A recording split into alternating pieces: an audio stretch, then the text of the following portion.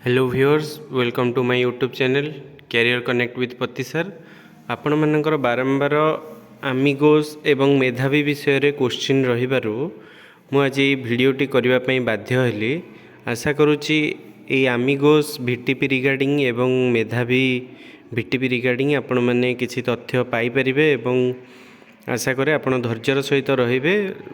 एही सब प्रक्रिया शेष हेबा पर्यंत। तो यही जो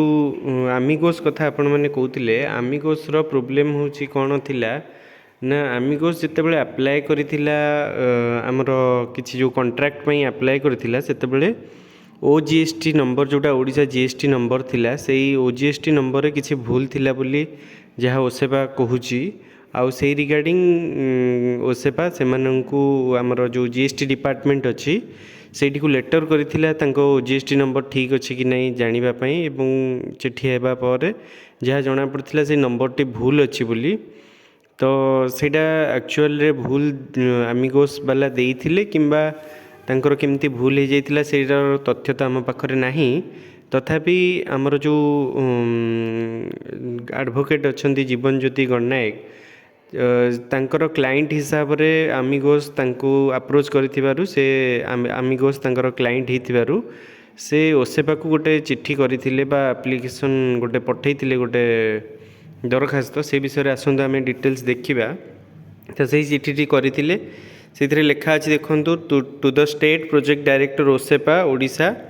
सब्जेक्ट रही defence with respect to litigation arising out of letter dated 2/12/2025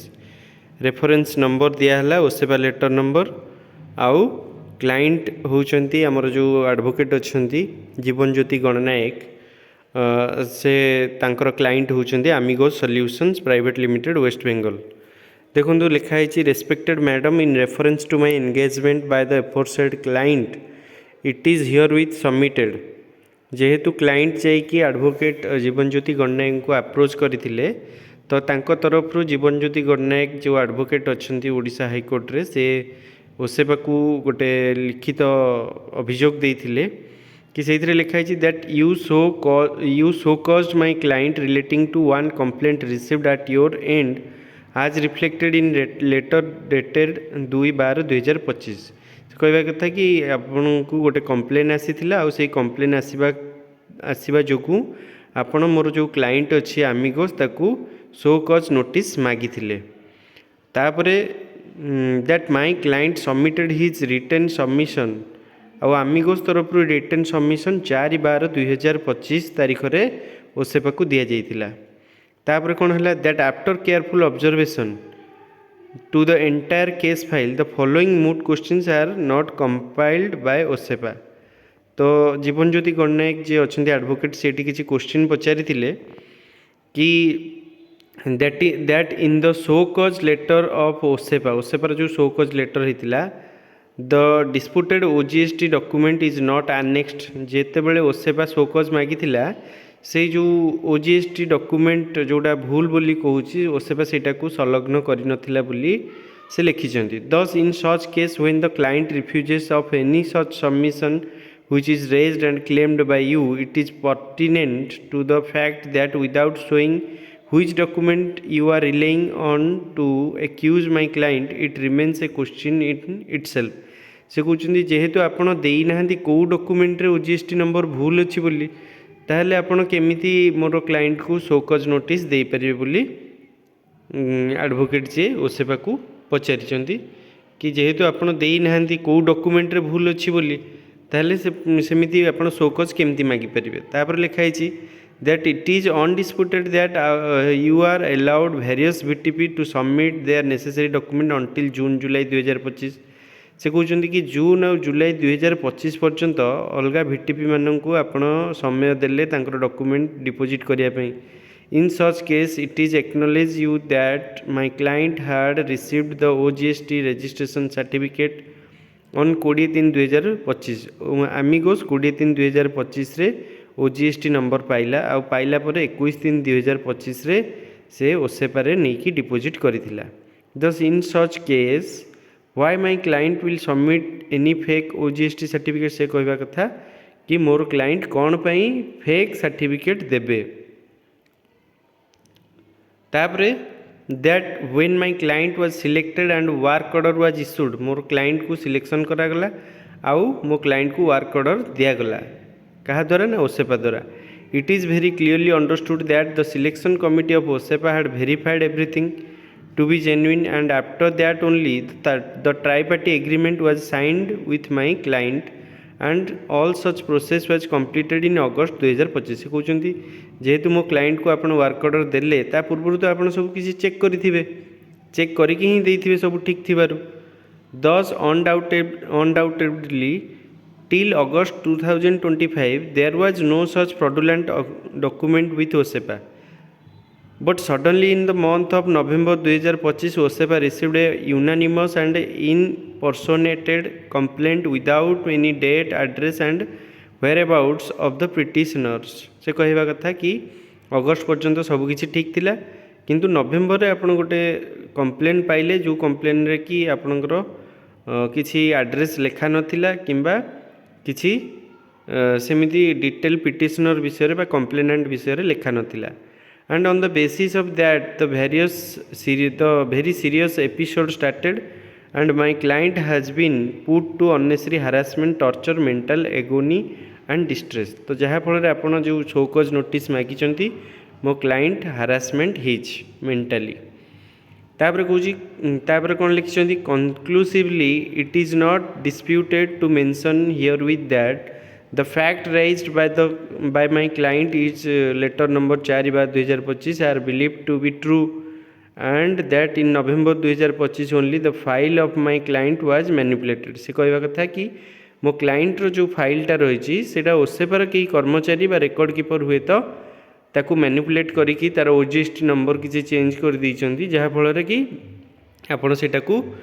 भूल बोली भाबुचंती. That as read below in surprisingly how OSEPA did not comply to instruction of the government of Odisha state government of Odisha did not reject any anonymous petition से कहवा कथा कि एमती जदि किए petition आनी देदेवे आपण ताकू रिजेक्ट करदेवा कथा कहीं ना आमर जीए बा जनरल एडमिनिस्ट्रेशन डिपार्टमेंट जो रूल अच्छी सर्कुलर अच्छी से सर्कुलर हिसाब रे जदि पर्टिकुलर एड्रेस आउ पर्टिकुलर कंप्लेनेंट विषय किसी नहीं सिग्नेचर नहीं ताहले सेटा को डिसमिस करदेवा कथा रिजेक्ट करदेवा कथा तेणुक एगेन से कौन प्रेयर लिखिं in view of my aforementioned submission the anonymous petition should be immediately rejected से कहवा कथा कि जो पिटिशन देइचंती जे तांको पिटिशन बा तांको कंप्लेंट को रिजेक्ट करा जाऊ कहीं सेटा गोटे pseudonymous petition तापर कहवा कथा and that necessary steps may be taken to issue direction to DO cum DPC for joining of VTs for smooth running of the academic of the student of the Odisha state of Odisha से कहवा कथा कि मोर जो client को work order मिली तो DO DPC मानन को चिट्ठी करने को दिया जाऊ कि VT मानन को एंगेज करा जाऊ जहाँ फल स्टूडेंट मैंने पाठ पढ़ी पारे and that to give my client a reasonable opportunity of hearing and for giving submission after production of alleged OGST document by you in case any adverse order are passed against my client जदि से कहवा कथा कि मोर client को allow करा जाऊ आउ मो क्लाइंट सबू डॉक्यूमेंट ठीक से प्रोड्यूस आउ थे करें तो यही कारण ओसेपा कौन करिछि ना आमर आमिगोस को रिजेक्ट करिछि आमिगोस को रिजेक्ट करिबा पर से आमर जो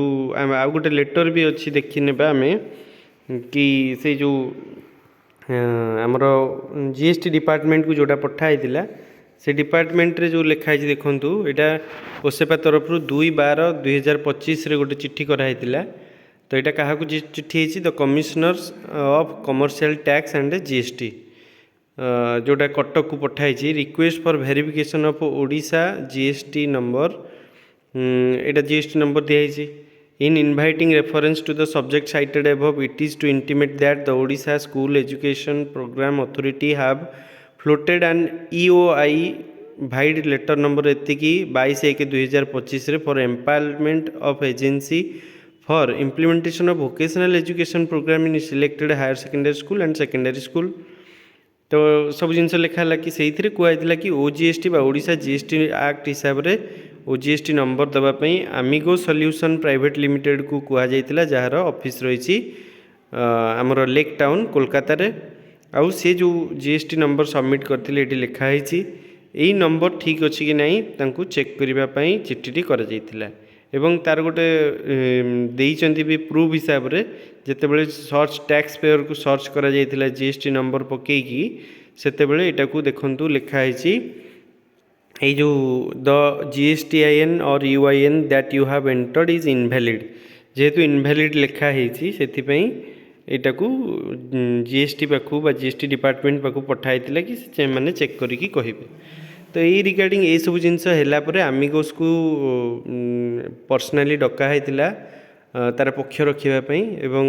हुए तो आमिगोस को ब्लैक लिस्टेड कर दि जाइए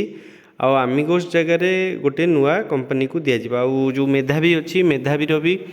अदर स्टेट रे ताकू ब्लैक लिस्टेड करा जाइए जेहेतु ब्लैक लिस्टेड अदर स्टेट रे ही ओडिशा रे भी ताकू ब्लैक लिस्टेड करा जाइछि बा करा जिवो आगो को तार पक्ष रखिबा पई ताकू डका हैछि। तो ये दुईटा कंपनी को जो स्कूल मिलता हुए तो आमर जो 200 नुआ स्कूल दिज्व से 200 नुआ स्कूल सहित ये जो कंपनी दुईटा को जो स्कूल मिलता सेटा मिसिकी हुए तो आगो को आगुरी 300-400 स्कूल मे भी आगो को एडवर्टाइजमेंट नुआ करी गोटे रिक्रुटमेंट हो पारे तेणुक से पर्यंत आपण मैंने अपेक्षा करूँ धैर्यर सहित व्यस्त न हुई आउ जदि पुणी नुआ आसिला रिक्रुटमेंट आपण मैंने अप्लाई करिकी आपणकर चेष्टा करें वोकेशनल टीचर बा वोकेशनल ट्रेनर होगापी आउ सेतेबेले पर्यंत आपण धैर्यर सहित अपेक्षा करूँ हुए तो आउ गोटे मास भितर कि मार्च मास भितर सब जिनस क्लीयर हो बारंबार आप क्वेश्चन पचारुंट मुझे किसी अपडेट दूसरी आमर किसी पिला माने रागुंट आउ तेणुक आपण मैंने धैर्यर सहित अपेक्षा करूँ यही सब जिनस मार्च मास भितर सब जिनस सॉर्ट आउट हो बोली जहाँ आशा करा जाउछि। तेणुक एतिक थिला अपडेट नेक्स्ट अपडेट पर्यंत आपण मान पाखरु विदाय नेउछि। Thank you all.